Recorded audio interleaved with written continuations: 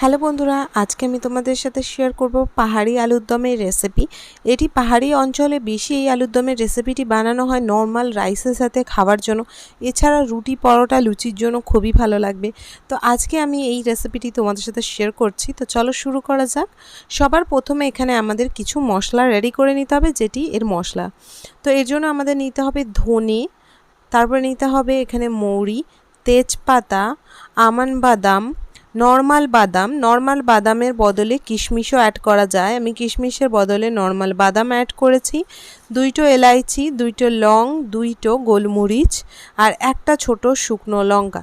এই ইনগ্রিডিয়েন্টসগুলো আমাদের শুকনো খোলায় ভালোভাবে ভেজে নিতে হবে একদম লো ফ্লেমে, যতক্ষণ পর্যন্ত তেল মশলা থেকে না বেরিয়ে আসছে। মানে মশলাটার উপরে একটা চকচকে ভাব আর সুন্দর একটা আরোমা বেরোবে। যখন সুন্দর গন্ধ বেরোবে তখন আমরা এটা একটা পাত্রতে ঢেলে নেব। আর অবশ্যই একটা ছোট হচ্ছে গিয়ে 1 ইঞ্চি ছোট মতো একটি দারচিনির দানাও আমাদের এখানে অ্যাড করতে হবে। মশলাগুলো ভাজা হয়ে গেছে, আমি এবার একটা থালায় ঢেলে রেখে দেব ঠান্ডা করার জন্য।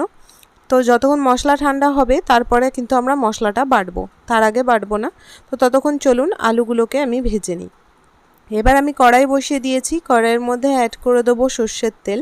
এই রান্নাটা পুরোপুরি সর্ষের তেলের উপরেই হবে, সাদা তেল দিয়ে করলে কিন্তু কোনো রকমের টেস্ট অতটা পাওয়া যাবে না। তো এখানে আমি সর্ষের তেল দেব এবং সর্ষের তেল দেওয়ার পর আমি ভেজে নেব। আচ্ছা, এর মধ্যে কিছু মানে গোটা মশলা অ্যাড করতে হয়, যেটি মুখের মধ্যে আসে এবং ফ্লেভারটা কিন্তু খুব ভালো লাগে। তো এর জন্য এখানে লাগবে শুকনো লঙ্কা। তো এখানে 1খানা শুকনো লঙ্কা আমি ফাটিয়ে দিয়ে দিয়েছি তেলের মধ্যে। দেব 4টে লং, আর তারপরে দেব 2টি দালচিনির টুকরো, তারপরে দেব হাফ চামচ ধনে এবং হাফ চামচ মৌরি আর 2টো ছোট তেজপাতা মাঝখান থেকে কেটে। তো এই মশলাগুলো যখন একটুখানি ফুটে উঠবে তারপরে এখানে আমরা অ্যাড করব পেঁয়াজ। এই মশলাটা কিন্তু গোটাই এর মধ্যে দিতে পারো, এবং যারা এই মশলা কিন্তু খেতে চাইবে না, যে মুখে আসবে ভালো লাগবে না, এর মেন ইনগ্রিডিয়েন্টসটাই এটা পাহাড়ি আলুর দম ওরা কিন্তু বেশি করে অ্যাড করে। যেহেতু অনেকে বেশি পছন্দ করবে না, এই জন্য আমি হাফ চামচ বললাম, ওরা 1 চামচ করে অ্যাড করে। যদি ফ্লেভারও দরকার কিন্তু মুখেও ফেলতে চাও না মৌরিগুলো এবং তার সাথে হচ্ছে গিয়ে ধনে, তার জন্য একটা সলিউশন আছে, সেটা আমি বলে দেবো পরে। তো চলো আগে ভিডিওটি কন্টিনিউ করা যাক। এরপরে এখানে আমি দিয়ে দিয়েছি 2টো বড় সাইজের পেঁয়াজ, স্লাইস বাই স্লাইস কেটে। পেঁয়াজগুলোকে আমি হালকা করে একটু ভেজে নেব। তো পেঁয়াজগুলো আমার খুব সুন্দরভাবে ভাজা হয়ে গিয়েছে, হালকা ব্রাউন ব্রাউন হয়ে গেছে। তখন আমি এর মধ্যে অ্যাড করে দেবো চৌকো চৌকো করে কেটে রাখা আলুর সাইজ আপনি বড় ছোট আপনার পছন্দর মেজারমেন্ট অনুযায়ী রাখতে পারেন। বাট আমি এখানে জাস্ট যেভাবে আমরা ডিমের মধ্যে আলু অ্যাড করে থাকি ঠিক সেইভাবে অ্যাড করছি। এতে তাড়াতাড়ি আলুগুলো কুক হয়ে যাবে, আলুগুলোর মধ্যে নুন ঝাল তেল ভালোভাবে ঢুকবে, আলুগুলো টেস্ট হবে এবং তাড়াতাড়ি সফটও হয়ে যাবে। এবার এর মধ্যে আমরা পরিমাণ মতো নুন দিয়ে দেবো। নুন দিয়ে ভাজলে তাড়াতাড়ি আরও ভাজা হয়ে যাবে, এবং অলমোস্ট আমি 1 মিনিট নুন ছাড়াই ভেজে নিয়েছি। এবার আমি এখানে স্বাদ অনুসারে নুন অ্যাড করছি এবং এটা আমি নাড়াচাড়া করে আবার হলুদ অ্যাড করব। এর সাথে কি হবে, আমরা একটা একটা করে মশলা অ্যাড করতে থাকবো আর তার সঙ্গে আমরা আলুটাকে ভাজতেও থাকবো। আলুটাও খুব সুন্দরভাবে ভাজা হয়ে যাবে এবং তার সাথে একটা একটা করে মশলা দিলে মশলাগুলোও আমার কষানো কমপ্লিট হয়ে যাবে। তো এখানে আমি পরিমাণ মতো এবার হলুদ দিচ্ছি, ওই 2 চামচ মতো ছোটো চামচের, আর বড় চামচের 1 চামচ আমি হলুদ গুঁড়ো দেবো। আপনি আপনার অনুযায়ী হলুদ গুঁড়ো অ্যাড করবেন, কোনো হলুদ একটু বেশি লাগে, কোনো হলুদ আবার একটু কম দিলেই হলুদ হয়ে যায়। তো সেই মেজারমেন্টে একটু বুঝতে হবে, এবং তারপরে আমরা এটা একটু নাড়াচাড়া করব এবং যতক্ষণ না লাল হচ্ছে ততক্ষণ পর্যন্ত আমরা ভেজে নেব।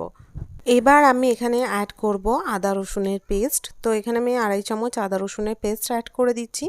মশলাটাও আমরা ভেজে নেব যতক্ষণ পর্যন্ত মশলার সুন্দর গন্ধ না বেরোচ্ছে এবং মশলাটা পার্টিকুলারলি ভালোভাবে ভাজা না হচ্ছে, ততক্ষণ আমরা সুন্দর করে মশলাটাকে ভেজে নেব। মশলাটা ভাজবো, তার সাথে সাথে আমরা এখানে টমেটো এবং কাঁচা লঙ্কা অ্যাড করে দেবো। যেহেতু কাঁচা লঙ্কার ঝালে এই রান্নাটা হবে, তো এই কারণে কাঁচা লঙ্কার পরিমাণটা একটু বেশি থাকবে, এবং গুঁড়ো যে মশলাটা পড়বে সেটি রেড কাশ্মীরি চিলি পাউডার সম্পূর্ণ কালারের জন্য। তো তারপরে এখানে আমি অ্যাড করে দেবো টমেটো। আপনি যদি মনে করেন যে আপনি কাঁচা লঙ্কা খান না, তো সেই জায়গায় আপনি কিন্তু গুঁড়ো লঙ্কা অ্যাড করতে পারেন, সেটার কোনো মানা নেই বা বাধা নেই। তো এখানে আমি টমেটোও অ্যাড করে দিলাম এবং এটা একটু ঝাল ঝাল, এই আলুদমটা কিন্তু একটু বেশ ঝাল ঝাল করতে হয়, তো লঙ্কার পরিমাণটা একটু বেশি রাখবো। এবার টমেটো এবং আদা রসুন খুব ভালোভাবে আমরা কষাবো, যতক্ষণ পর্যন্ত টমেটো না গলে যাচ্ছে আমরা আলুটাকে কষাবো। যদি মনে হচ্ছে যে ধরে যাচ্ছে, একটু করে জল অ্যাড করে দিয়ে কিন্তু আমরা আলুটাকে কষাতে থাকবো।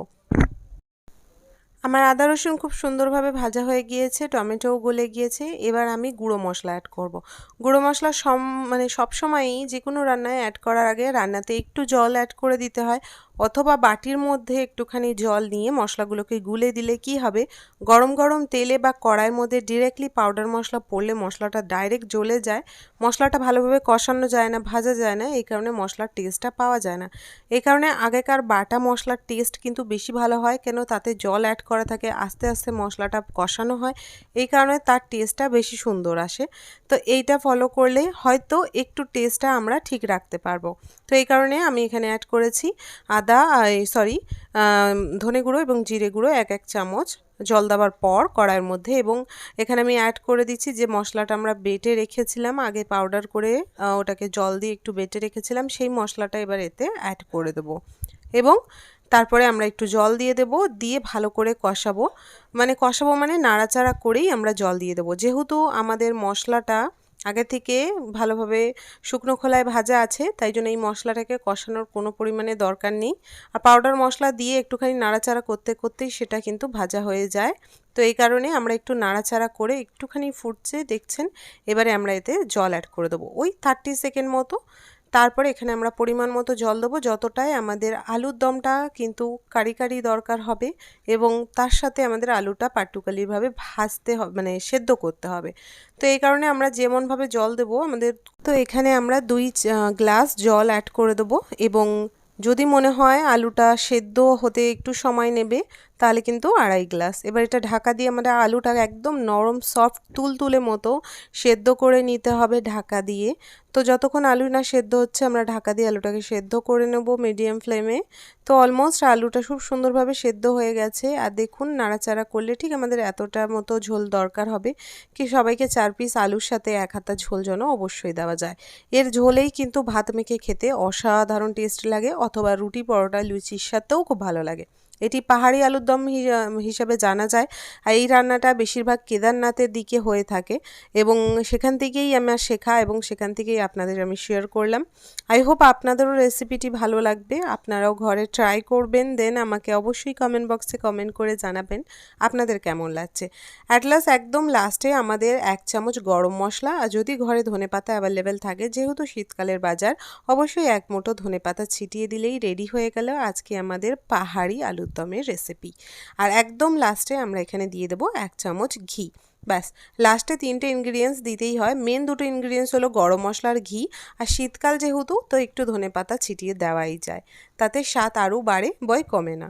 তো অলমোস্ট আমাদের পাহাড়ি আলুর দম একদম রেডি, গ্যাসের ফ্লেম করে দেবো বন্ধ, আর আমরা 2টো আলু আরও গেলে দেবো, যাতে আলুর দমের গ্রেভিটা আর একটু গাঢ় হয়।